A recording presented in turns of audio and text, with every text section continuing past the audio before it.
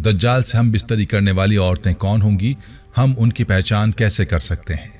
बिस्मिल्लाह। अस्सलामुअलैकुम। आज हम बताएंगे आपको कि दज्जाल कब आएगा, उसकी आने के बाद क्या क्या निशानियां होंगी, उसे कहां पर रखा जाएगा, उसे कहां पर मार कर दफनाया जाएगा या फिर उसको ऐसे ही इबरत के लिए छोड़ दिया जाएगा, और दज्जाल क्या क्या गुनाह करेगा, इसी पर हम आज गुफ्तगू करेंगे और देखेंगे भी। तो चलिए मिलकर देखते हैं कि दज्जाल का क्या होने वाला है। लेकिन अल्लाह ताला ने अपने रसूल सल्लल्लाहु अलैहि वसल्लम के जरिए इंसानों तक क़यामत की निशानियां पहुंचाई हैं, जिनके बारे में रसूलुल्लाह सल्लल्लाहु अलैहि वसल्लम ने फरमाया कि क़यामत से कबल उन निशानियों का ज़हूर ज़रूरी है। जी बिल्कुल। नबी करीम सल्लल्लाहु अलैहि वसल्लम ने क़यामत की बहुत सी निशानियां बतलाई हैं, जिनमें से एक निशानी ये है कि क़यामत से कबल दज्जाल का ज़हूर होगा और दज्जाल के फितने को दुनिया का सबसे बड़ा फितना करार दिया गया है। रसूल पाक सल्लल्लाहु अलैहि वसल्लम ने फरमाया कि इससे बड़ा फितना ना तो आया है और ना ही आएगा, जो जमीन पर रहने वाले अहले ईमान के लिए किसी बड़े इम्तिहान से कम ना होगा। आज की वीडियो में हम आपको कुछ ऐसा बताने जा रहे हैं जिसे सुनकर आप हैरान हो जाएंगे, और वो ये कि औरतें दज्जाल के फितने का बड़ा निशाना बनेंगी। दज्जाल से हम बिस्तरी करने वाली औरतें कौन होंगी और उनकी पहचान कैसे की जा सकती है, ये सब कुछ जानने के लिए वीडियो को आखिर तक जरूर देखिएगा। और अगर आपको ये वीडियो पसंद आए तो इसे लाइक करते हुए सोशल मीडिया पर अपने दीगर दोस्तों के साथ शेयर जरूर कीजिएगा। तो आइए चल के वीडियो का आगाज करते हैं।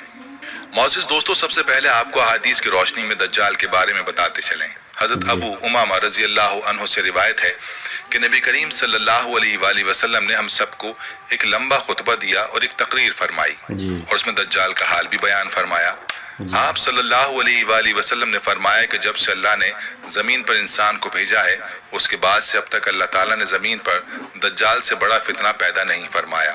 तमाम अंबिया अपनी उम्मत को दज्जाल से खौफ दिलाते रहे हैं, क्योंकि तमाम अंबिया अलैहिस्सलाम के आखिर में मैं हूँ और तुम ही आखिरी उम्मत हो, इसलिए दज्जाल तुम ही लोगों में पैदा होगा। अगर वो मेरी जिंदगी में जाहिर हो जाता तो मैं तुम सब की जानिब से उसका मुकाबला करता, लेकिन चूंकि वो मेरे बाद जाहिर होगा, इसलिए हर शख्स अपने नफ्स की जानिब से अपना बचाव कर ले। अल्लाह मेरी जानिब से उसका मुहाफिज होगा। सुनो, दज्जाल शाम और इराक के माबैन से जाहिर होगा और अपने दाएं और बाएं पाए जाने वाले मुल्कों में फसाद पैदा करेगा। आप सल्लल्लाहु अलैहि वसल्लम ने फरमाया कि ऐ अल्लाह के बंदो, ईमान पर कायम रहना। मैं तुमको उसकी वो हालत बयान करता हूँ जो आपको आज तक किसी ने नहीं बताई। पहले तो वो नबूवत का दावा करेगा, फिर कहेगा कि मैं खुदा हूँ। याद रखो, तुम मरने से पहले खुदा को नहीं देख सकते, तो फिर दज्जाल कैसे खुदा हुआ। आप सल्लल्लाहु अलैहि वसल्लम ने फरमाया कि दज्जाल काना होगा और तुम्हारा रब काना नहीं है, और उसकी पेशानी पर काफ फे रे लिखा होगा, जिसे हर मोमिन आलिम हो या जाहिल सब पढ़ लेंगे। दोस्तों, उसके बाद आप सल्लल्लाहु अलैहि वसल्लम ने फरमाया कि बस जब दज्जाल वीराने से गुजरेगा तो उसे हुक्म देगा कि अपने खजाने निकाल दो, तो खजाने उसकी ऐसी इत्तबा करेंगे जैसे शहद की मक्खियां अपने मालिक की इत्तबा करती हैं। और उसके साथ जन्नत और दोजख भी होंगे, लेकिन हकीकत में वो जन्नत दोजख होगी और दोजख जन्नत होगी।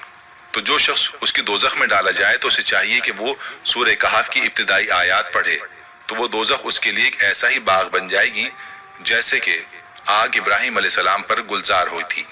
रवायत के मुताबिक उसका एक फितना ये भी होगा कि वो एक शख्स को मार कर चीर कर दो टुकड़े कर देगा और कहेगा कि देखो अब मैं इस बंदे को मिलाता हूँ, तो क्या उसके बाद भी तुम लोग किसी और खुदा को मानोगे।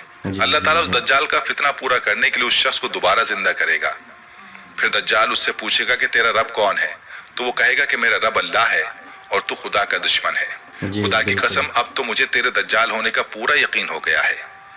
दज्जाल का एक फितना ये भी होगा कि दज्जाल आसमान को हुक्म देगा तो वो बारिश बरसाएगा, और दज्जाल जब जमीन को हुक्म देगा वो जमीन सब्ज उगाएगी, और उस रोज चढ़ने वाले जानवर खूब मोटे ताजे हो जाएंगे।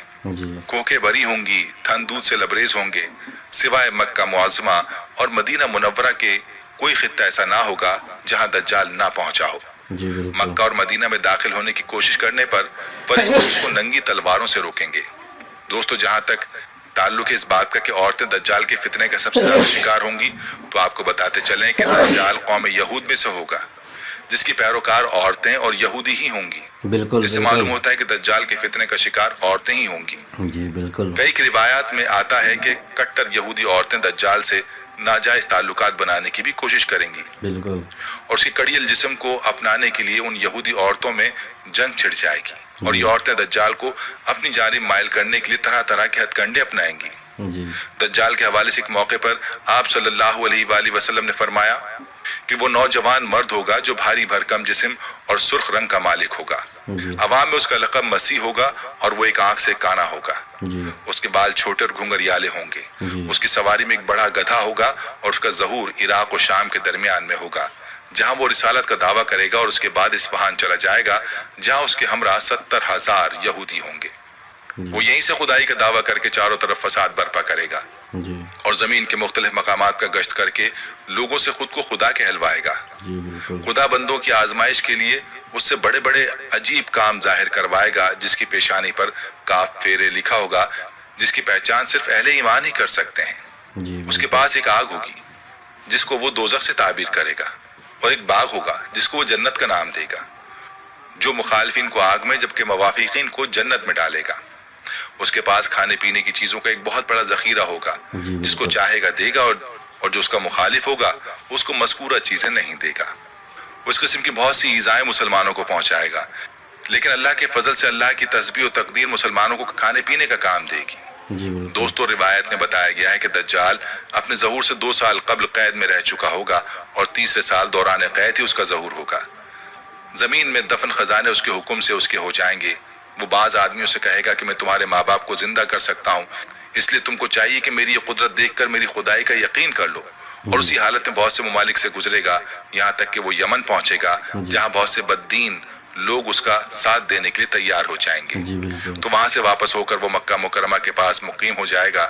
وہ مکہ اور مدینہ میں داخل ہونے کی کوشش کرے گا مگر محافظ فرشتوں کی وجہ سے داخل نہ ہو سکے گا. اس کے علاوہ مدینہ منورہ میں 3 خوفناک زلزلے آئیں گے جس کے بعد وہاں رہنے والے بدعقیدہ لوگ خوف کی وجہ سے شہر سے نکل کر دجال کے پھندے میں جا پہنچیں گے. مدینہ منورہ سے دجال ملک شام کی طرف روانہ ہوگا. اس کے پہنچنے سے قبل امام مہدی علیہ السلام دمشق پہنچ چکے ہوں گے اور دجال کے ساتھ جنگ کرنے کی تیاری کرنے کے لیے فوج ترتیب دیں گے. ایک دن لوگ نماز میں مصروف ہوں گے. اسی دوران حضرت عیسیٰ علیہ السلام 2 فرشتوں کے ساتھ دمشق کی جامع مسجد کے مشرقی مینار پر اتریں گے اور امام مہدی علیہ السلام سے ملاقات کریں گے. یوں حق و باطل میں خون ریز جنگ شروع ہوگی اور مسلمانوں کو فتح نصیب ہوگی. اس جنگ کے دوران حضرت عیسیٰ علیہ السلام دجال کو بیت المقدس کے قریب باب لد کے مقام پر قتل کریں گے اور اس کی لاش کو وہاں موجود ایک کنویں میں لٹکا دیا جائے گا. تو معزز دوستو یہ تھی ہماری آج کی ویڈیو. ہم امید کرتے ہیں کہ آپ کو ہماری آج کی یہ ویڈیو ضرور پسند آئی ہوگی. اگر آپ کو ہماری آج کی یہ ویڈیو پسند آئی ہے تو آپ سے گزارش کرتے ہیں کہ آپ ہمارے چینل کو ضرور سبسکرائب کر لیں اور ساتھ ہی لگے بیل کے بٹن کو بھی پریس کر لیں تاکہ آپ کے پاس ہماری آنے والی مزید معلوماتی ویڈیوز کا نوٹیفیکیشن بر وقت ملتا رہے. سبسکرائب کے ساتھ ساتھ ہماری ویڈیوز کو لائک بھی کریں اور اپنی قیمتی رائے کا اظہار کمنٹس میں ضرور کریں. السلام علیکم. جزاک اللہ خیر.